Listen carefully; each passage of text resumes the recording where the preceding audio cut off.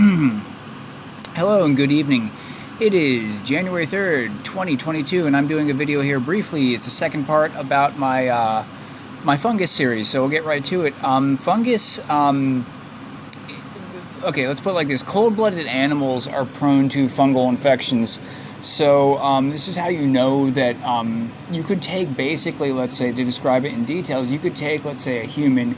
The human would have to have its hemoglobin blood removed, its warmth removed, and so you could make a dead corpse, basically, reanimated, basically, because fungus needs cold to survive. It needs darkness and cold. But you could specialize the fungus to where light could function in there. But because fungus can be reprogrammed. That's the other reason why fungus would be used to reanimate dead bodies with, is because, or to make something live forever, is because fungus can be programmed. Just like programmable bacteria, it can be programmed to a certain extent. Because right now in the 21st century, they came out with this like maybe 5-10 years ago, probably, or maybe even further in the past. You can basically take fungus and create plastics with it. It's a way of making plastic. So if we want to make fungus plastics into fungus, we can do that. So anyway, and plastics are pretty important now, so I mean, you could use that to create all sorts of things with. But anyway, this is also where we have, has anyone ever wondered where we get the saying, a cold day in hell from? So a cold day in hell, I believe that the saying has a lot deeper meaning, and it has to do with what's going to happen in the end times, is that the earth gradually cools, okay, and the earth becomes evil a bit, right? And it cools, it literally cools, and you have a cold day in hell type scenario. And the other thing, where you get this cold day in hell thing from, you got to wonder how long, this has been a saying for, of which I have to now research where that saying came from and figure out how long it's been a saying, a catchphrase for, and where it came from, because that's actually something I need to get on top of, actually. But the other thing is, to add to this, is that D-Wave as a supercomputer, as a quantum computer, and other quantum computers get very cold to get through the veil and to go into hell a bit.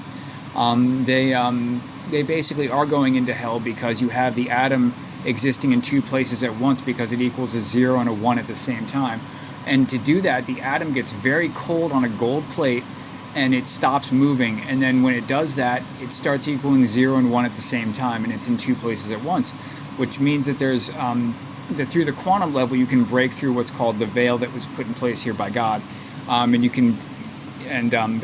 it's one of the structures of this place, is that you have a veil here that protects us from hell, and it also protects us. It also blocks from up above to the other trees to a certain extent, and those trees were cut down anyway a while ago. But the veil is what blocks hell from becoming a real dimension, let's say, or a 3D dimension. Hell is not a 3-dimensional realm at all. Neither is up above. But the veil has been put in place here, and you basically that's how you know that there's two things here at once, is because that atom cannot be in two places at once in the earth, because how is that possible? That can be 0 and 1 at the same time.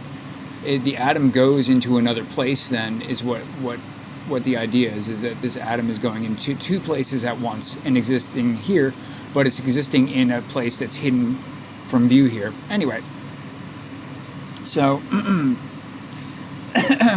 clear my throat here. Okay, so the next thing to get on topic with is that the way you can tell that that fungus will take over in the future, and that the magnetic field will also fail, is from the movie, from the Star Wars series. This is from Episode 3 in Star Wars, Revenge of the Sith, in which you have this planet called Mustafar that used to be a good planet owned by the Jedi. And the Jedi are kind of like a reference to Solomon and various other wizards. They're actually not real. They're actually wizards too as well. The synth later take over Mustafar, and it becomes not green anymore and not a fertile planet. It becomes, instead, the volcanoes go off, and it becomes a very evil place. And this is kind of a reference for what happens to Earth in the end times, because the synths taking over, synths, are literally biomechanical. Some of the synth, these synth higher ups, let's say, or the synth hierarchy are all, bioengineered, synthetic. This is why you have the word synthetic and the word synth.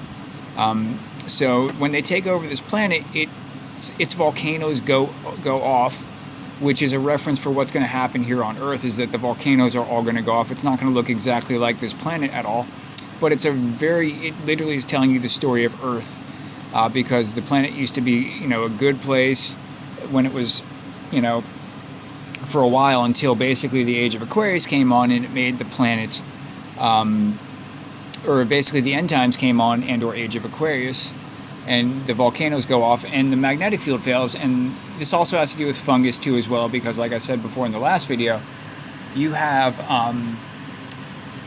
you need darkness and you need some cold to basically make fungus happen globally. So anyway, there's a bit more to the planet Mustafar, and I probably will get back into this on another video.